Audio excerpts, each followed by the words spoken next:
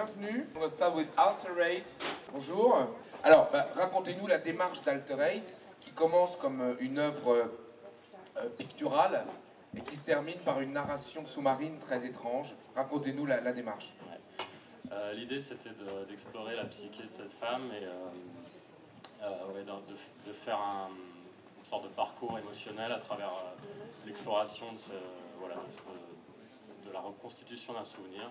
On peut imaginer qu'elle est dans le coma et qu'elle se souvient petit à petit d'un accident de voiture. Ça peut être une des versions de l'histoire, mais j'ai voulu rendre la narration plus abstraite. J'ai enlevé pas mal d'éléments qui étaient plus narratifs pour laisser la possibilité d'avoir différentes lectures sur le sujet. Oui, c'est un peu comme quand on ressort d'avoir perdu connaissance ou d'une anesthésie, ou pendant un certain temps, voilà, on voit des petits morceaux qui se rajoutent et qui reconstituent la... Ça pourrait parler d'une situation de coma, comme d'un rêve.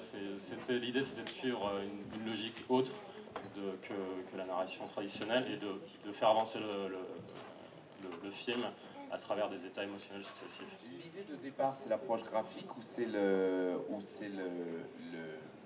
la narration? Est-ce qu'on part d'une idée, voilà, comme ça, on est dans le graphisme, il y a un corps, et puis autour de ce corps, on va construire. Alors, je vais vous dire franchement, j'ai eu l'impression qu'on commençait sur un film qui abordait une expérience très artistique, et qu'ensuite on rentrait dans un espace beaucoup plus narratif, où on essayait de nous raconter des choses mais qu'on ne comprenait pas, et on passait d'un espace à l'autre. C'est l'idée, c'est l'idée d'un diptyque. C'est plus un passage d'états opposés, donc une ambiance très harmonieuse et blanche, une ambiance très obscure et plutôt angoissante et mystérieuse. Le corps au début, ensuite le mécanique, c'est vraiment des états qui s'opposent à tout niveau. Quelle est la technique pour fabriquer ces éléments? C'est un film fait en full 3D et les éléments en question sont des objets modélisés qu'on a animés de manière réaliste. Et ensuite, la complexité du plan exigeait qu'on trouve vraiment des astuces. Donc on a eu pas mal de... Ce sont des éléments aléatoires, évidemment. Dans la progression, on avait quand même un minimum de contrôle sur la chose. Ouais.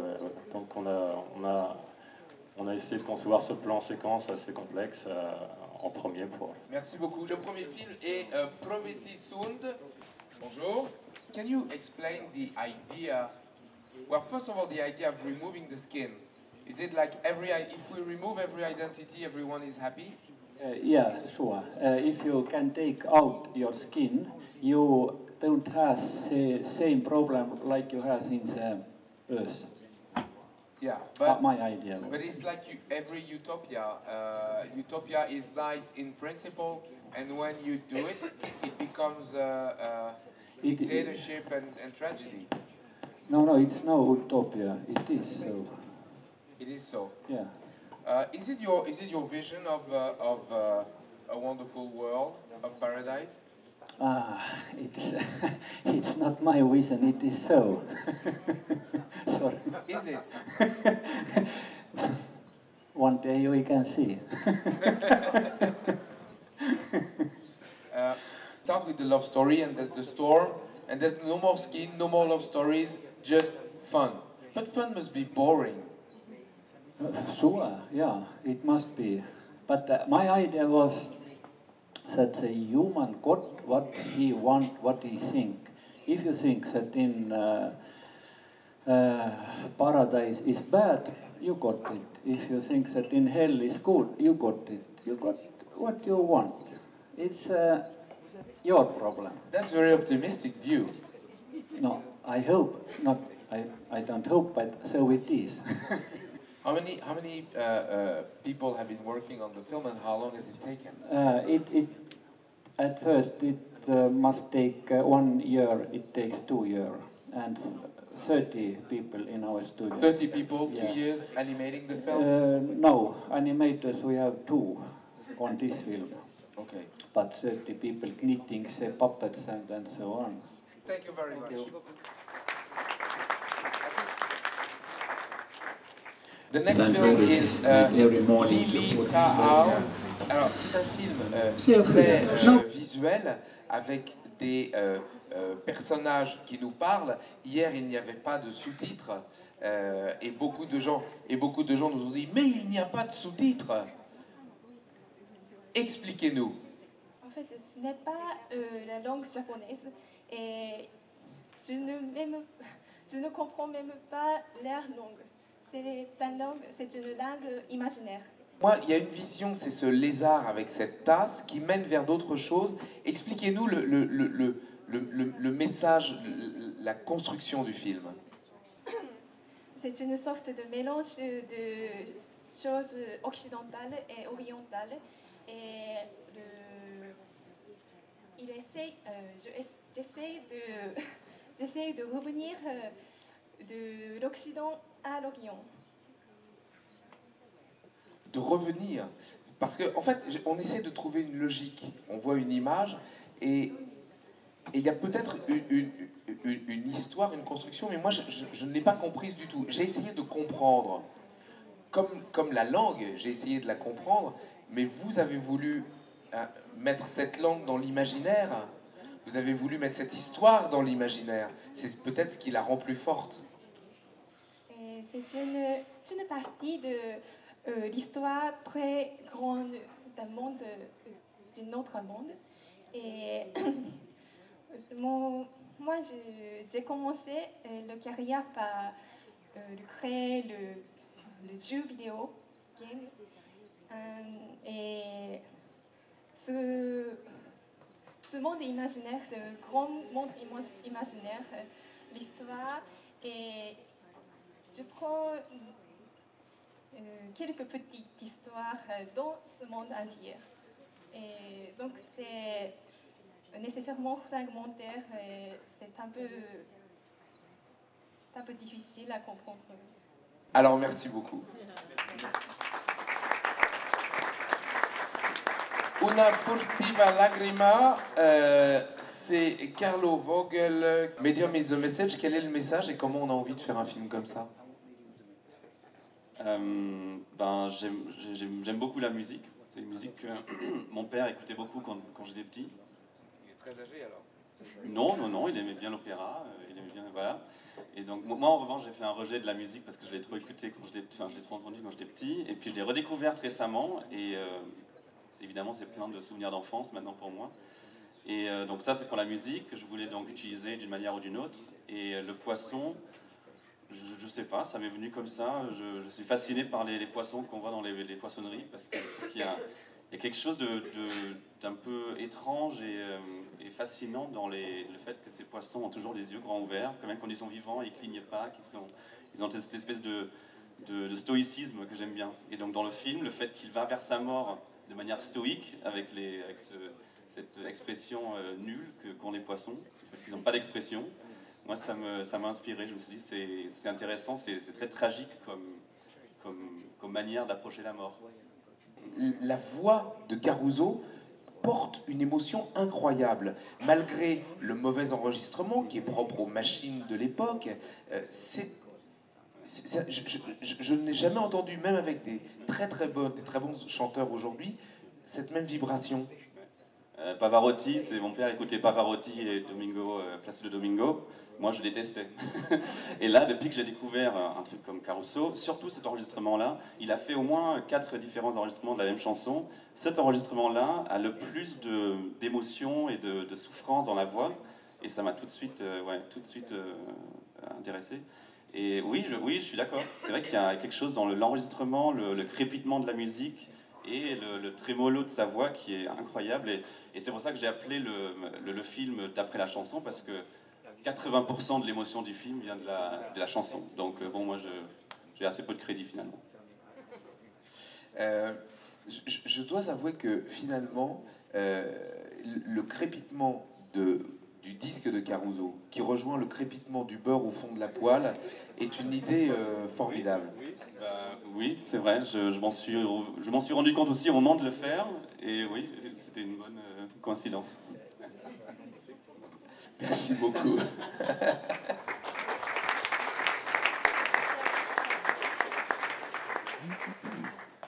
Okay, Waiting for a Sailor by Bill and Sandrine Plimpton.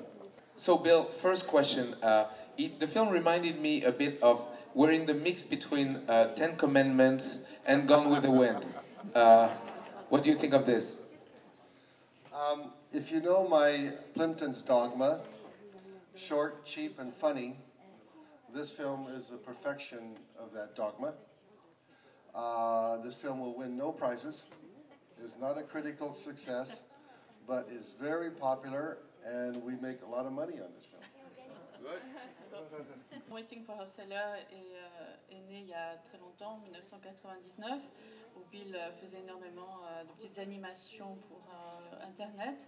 Et puis Internet, bien sûr, a coulé, donc il a arrêté, mais il a conservé toutes ces petites animations qu'il avait faites. Puis quand j'ai déménagé sur New York, il a dû tout bouger chez lui, et c'est la caverne d'Ali Baba chez lui. Il y a énormément de dessins partout, de projets partout. Donc en rangeant tout ça, il a retrouvé toutes ces vieilles animations et s'est dit « Ah, mais ça serait une super idée pour Sandrine ». Et donc c'est toi qui as réalisé le film d'après les dessins de Bill. Et donc comment on embrasse une œuvre aussi ambitieuse? Très simplement. Parle de ton rôle chez Film 2. En fait, mon rôle a été déjà de prendre tous ces dessins, de vérifier un petit peu toute l'histoire. Ensuite, j'ai scanné, j'ai vérifié que l'animation était bonne et ensuite j'ai travaillé la couleur, monté tout l'ensemble avec d'autres personnes. Voilà, on a fait le montage, la recherche des bruitages. Voilà. Thank you very much, you two. Let me kiss you. Bravo. And we want the baby in Annecy next year. No escape. Ok, le prochain film, c'est Junkyard de Isco Ulsing. What a strong film. I mean, Illuster is used to doing these films that are always so strong and so surprising. So dark also. What led you to do such a film? Is it by your life? Is it what is the starting point? I'm from Amsterdam, and I started smoking hash when I was 12. And when I was about 17, I got almost psychotic.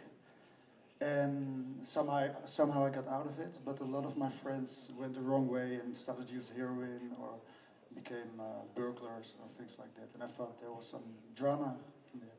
So that's it. There's one thing I did not understand in the narration. Of course, two friends, one goes the good side, the other one goes the bad side. But when I don't know with the faces, I didn't know which was which.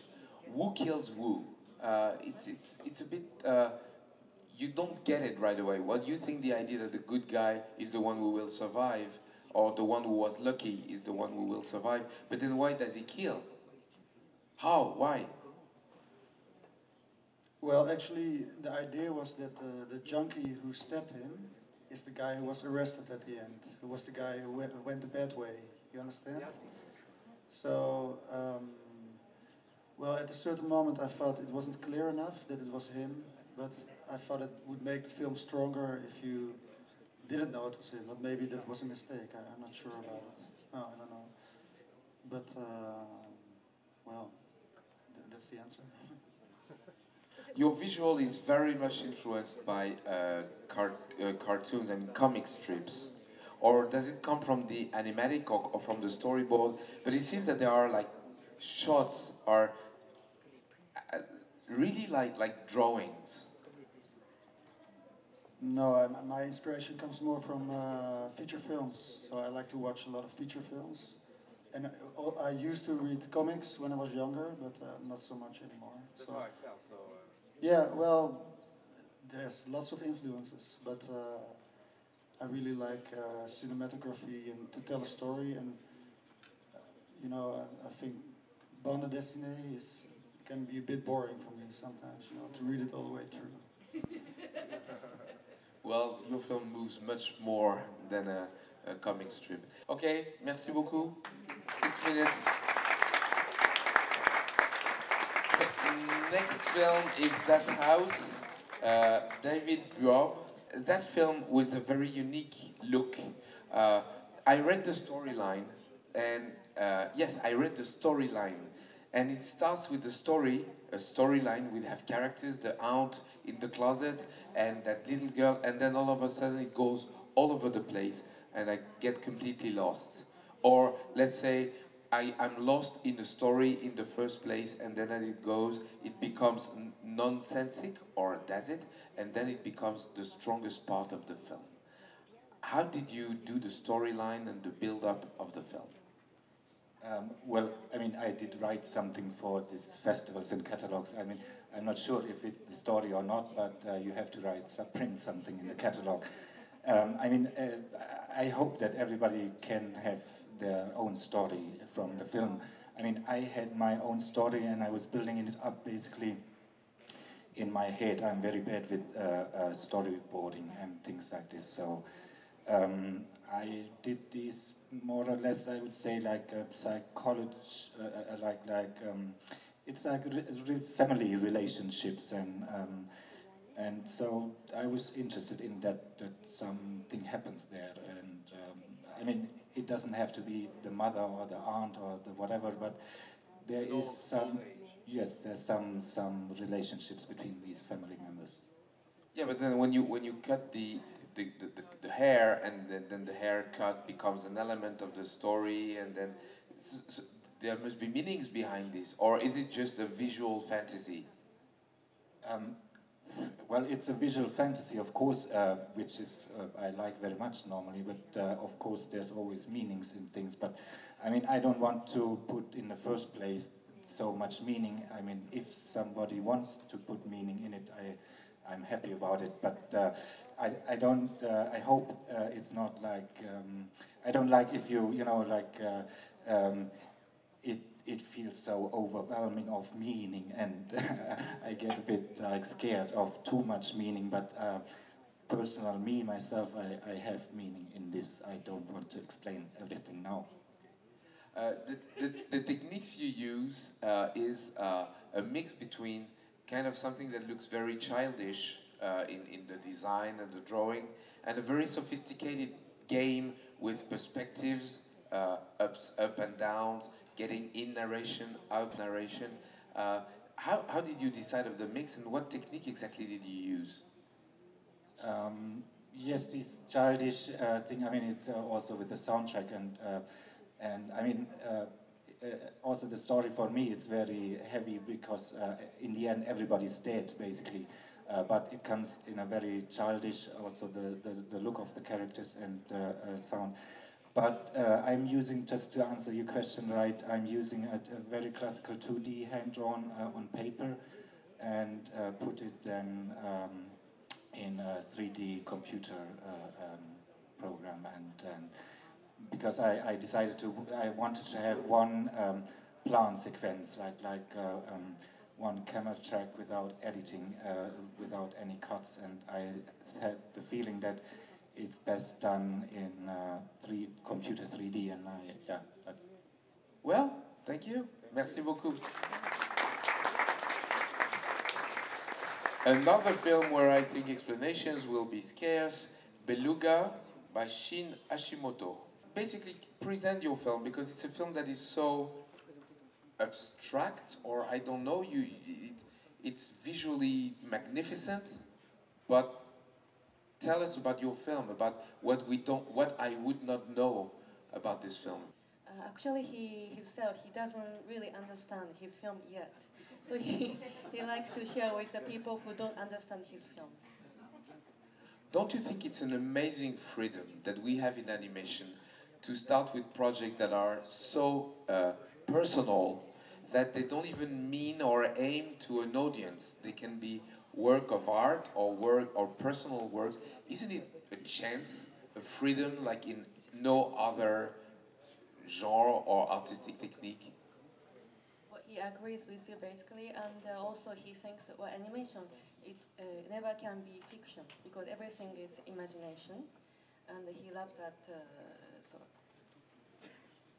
What does a distributor expect from a film like this? Because you are the distributor for a short film, and it's really interesting to see what the expectations are. I mean, if you distribute, that means you're distributing throughout the world, in festivals, televisions maybe, DVD. What are the expectations, and how did you decide to take the film?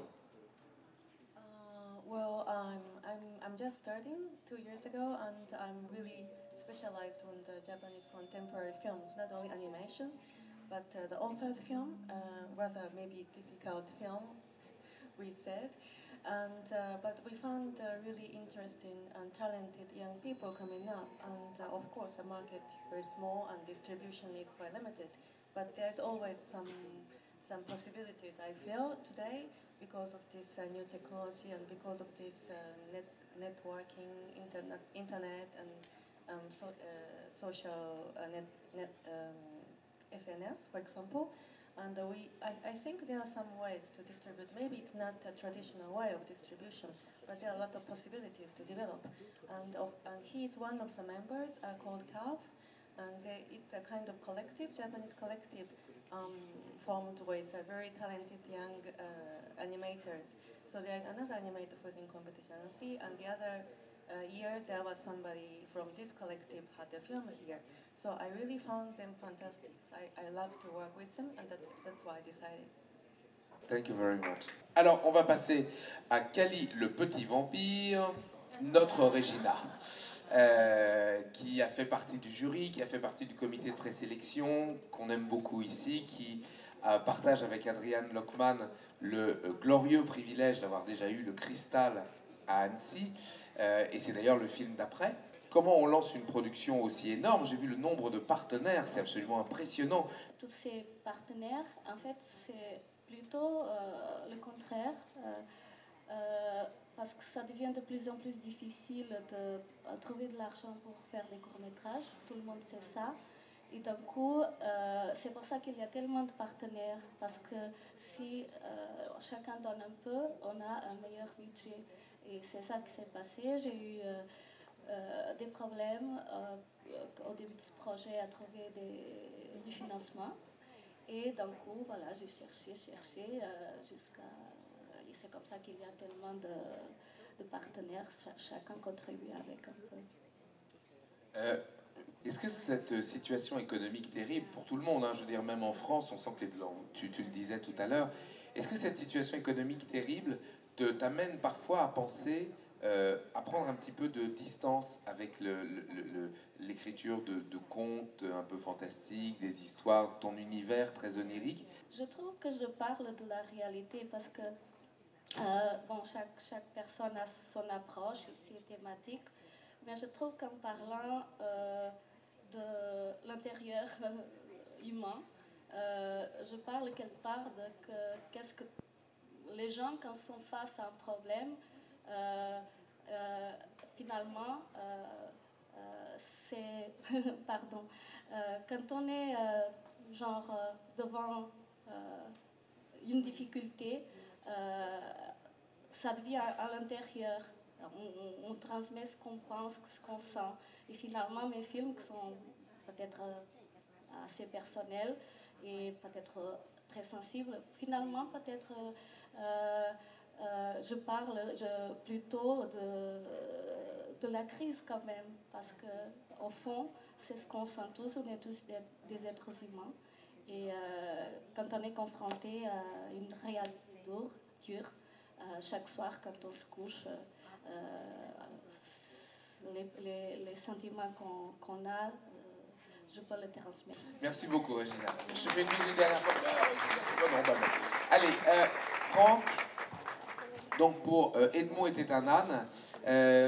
Évidemment, en voyant le film, on pense à Bartleby, on pense à cette difficulté d'exister à l'intérieur d'un système. Est-ce que c'est une expérience personnelle, genre, voilà, d'où ça vient? Non, la référence à Bartleby est très bonne, parce qu'effectivement, c'est un livre qui m'a beaucoup marqué, le livre d'Herman Melville. Après, ça vient effectivement de plusieurs choses, notamment d'un dessin que j'avais esquissé avec, comment dirais-je, un personnage qui avait un bonnet d'âne sur la tête et qui semblait content, heureux de sa condition. Et sinon, non, mais je sais pas, tu me coupes un peu les jambes en parlant de Bartleby, parce que c'est vraiment ça, c'est l'un des référents les plus solides du projet. Le choix du cinémascope dans ton dernier film était déjà en cinémascope, si je ne me trompe. Non, il n'était pas. Alors que pourtant, c'était quelque chose de très spectaculaire, il y avait beaucoup de choses. Là, on est dans le pas spectaculaire du tout, au fond. On est dans l'humain, dans l'intimiste, et pourtant l'écran est immense. Ça m'a rappelé The Apartment, la garçonnière de Billy Wilder. Voilà. C'est que des petites références à 3 balles, Wilder, Melville, etc. Mais voilà. Comment c'était pour dire que voilà, Edmond, il est petit dans un monde trop grand pour lui? Oui, c'est exactement ça. C'est exactement ça. Ça veut dire que Edmond, pour moi, c'est un âne qui vit dans un monde de cheval, d'étalons, de chevaux de course. Et lui s'en tire très bien. Il trouve qu'il souffre à la fin, malheureusement pour lui. Mais effectivement, oui. Ce décor immense, et c'est une manière de le rendre encore plus petit. Et lui, il s'en fout d'être petit. Ça ne le dérange pas du tout. Je voudrais vous dire une chose, ça fait 14 années que j'anime ces petits déjeuners du cours, que je les ai même presque mis en place. 14 années que tous les matins on partage avec des réalisateurs, c'est probablement le moment clé pour moi dans l'édition, parce que justement on peut découvrir, on peut comprendre, on peut rentrer à l'intérieur des petits mystères de chaque film. C'est pour moi la dernière année en tant que délégué artistique. Je quitte cette fonction ce soir et j'annoncerai le nom de mon successeur ce soir.